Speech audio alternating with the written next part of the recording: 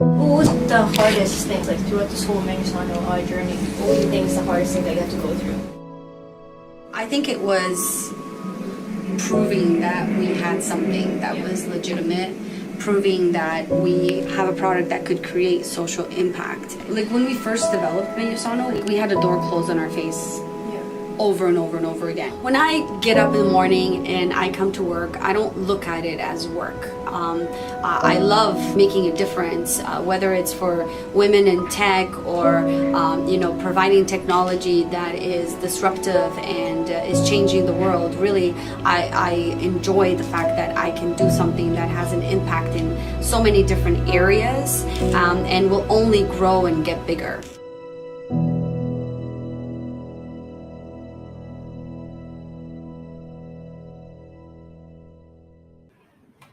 Hi everyone, welcome to our social media live on what should my serving size be? My name is Christine Billinger and I'm the Director of Product Management here at MenuSano. And the reason why we decided to do this topic is because it's one of the most commonly asked questions from our customers.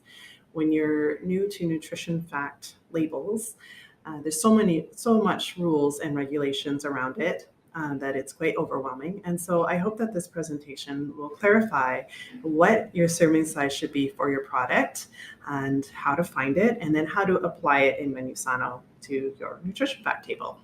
So let's begin. So just a little bit of an introduction to MenuSano in case those watching are not as familiar with it. So MenuSano, it's an online nutrition analysis and recipe costing software for the food and beverage industry. And what it does is it allows you to accurately calculate the calories and nutrition of your recipes and dishes.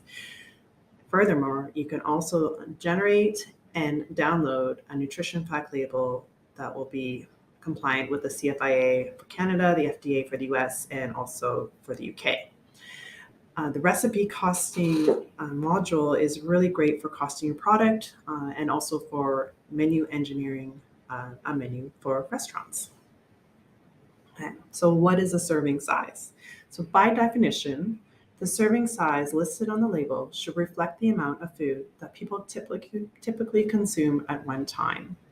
So these are created and advised by public health departments and typically by dietitians who are researching, and they make decisions and recommendations on what is a healthy portion of a type of food that someone should eat. So, in the case of yogurt, it might be, what we recommend, half a cup is a good serving size.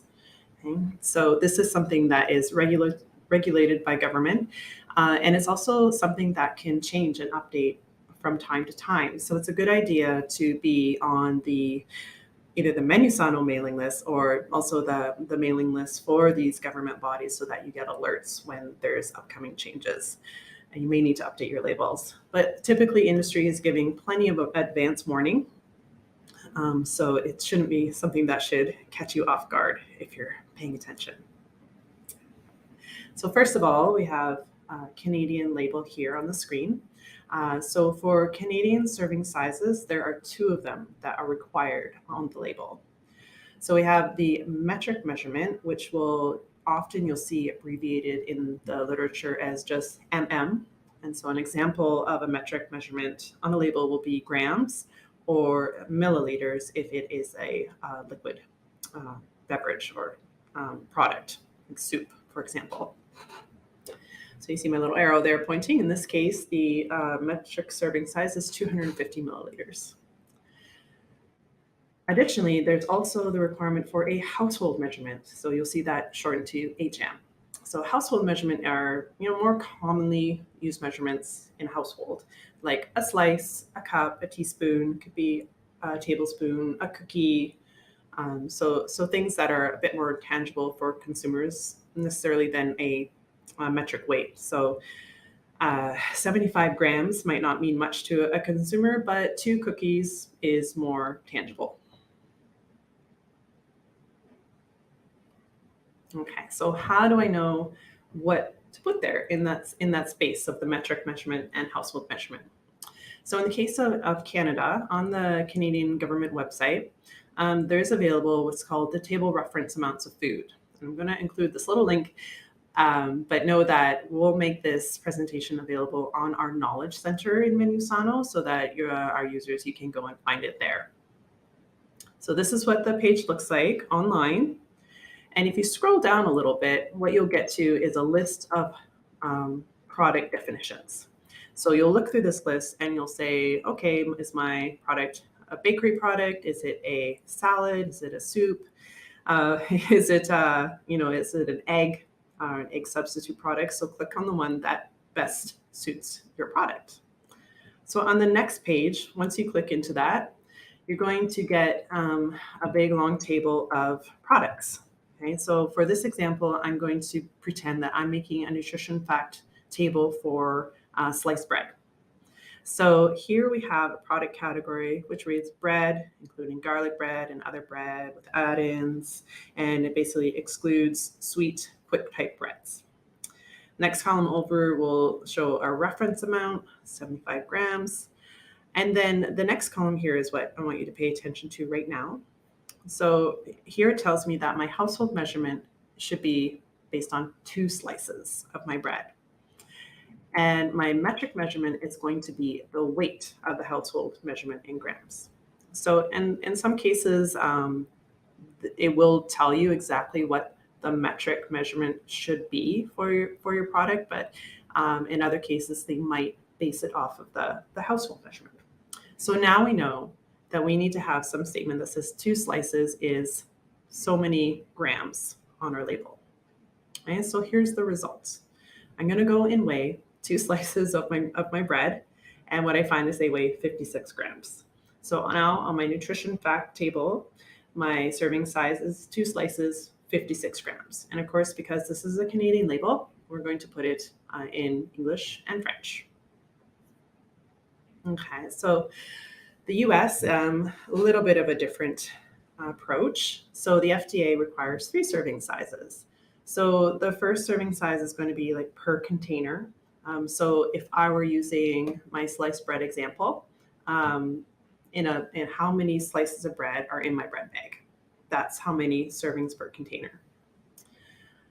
Also, we'll have a metric measurement. Again, this will be in grams or milliliters if it was a liquid product, and a household measurement. Again, same as Canada. It's going to be like slices, could be fluid ounce, tablespoons, number of cookies, teaspoon, etc. Okay, so in the case of the FDA, so on the FDA website, they do provide a guidance for industry for reference amounts customarily consumed. Again, I've included the link so that you can find it later in our Knowledge Center. So what you can do is you can download that document, and you can look up your food category in it. But a little bit differently from Canada is that this is a guidance document. It's not legally enforceable unless specifically said otherwise. So this is essentially a recommendation. So in that document, you'll find a whole bunch of different food products. I'm going to go with the sliced bread example, which is down in this third column here. And similarly, they're going to have pieces per slice, and then also the weight. So the reference amount is 50 grams. So you can ask yourself, is 1 slice closer to 50 grams, or is 2 slices a bit closer to 50 grams? And so your result will be that I've weighed 2 slices of my bread. It came up to 47 grams. So that's going to be my serving size. There's my household measurement, my metric measurement, and then my servings per container is 12. So in my bag of bread, there are 12 slices. All right. So the UK, a little bit different rules. The UK requires that you have a statement per 100 grams for all the labels. So it's either per 100 grams or per 100 milliliters.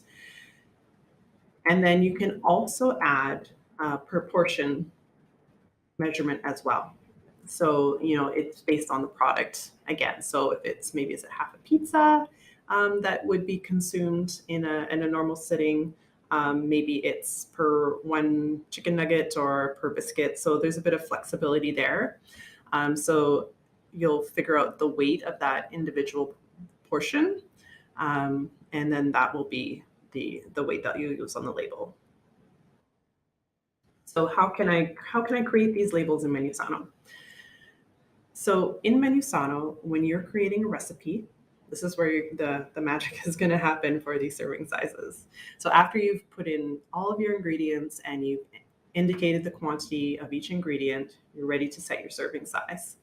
So if you click on the Set Serving Size button, what you're going to see is the option to set the serving by weight. Okay, so now you've already looked up what your serving size should be and you've weighed your product so you know. So say in this example, I'm going to enter 75 and then I'm going to indicate it as grams. But if I did open up that drop down, I would be able to potentially see ml as well. So I've set it as 75 grams. I clicked update, right? And now I'm going to go to the export label screen.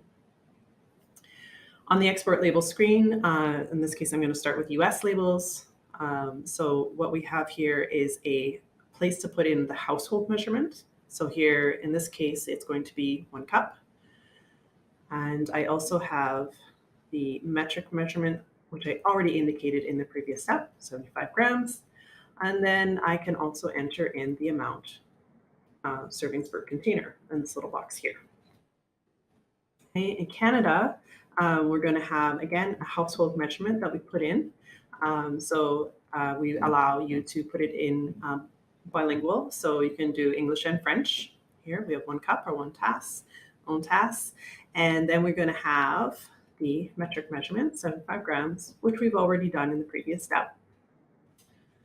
On the UK label, so because UK always requires 100 grams or 100 milliliters, MenuSano is going to automatically do that for you anyways.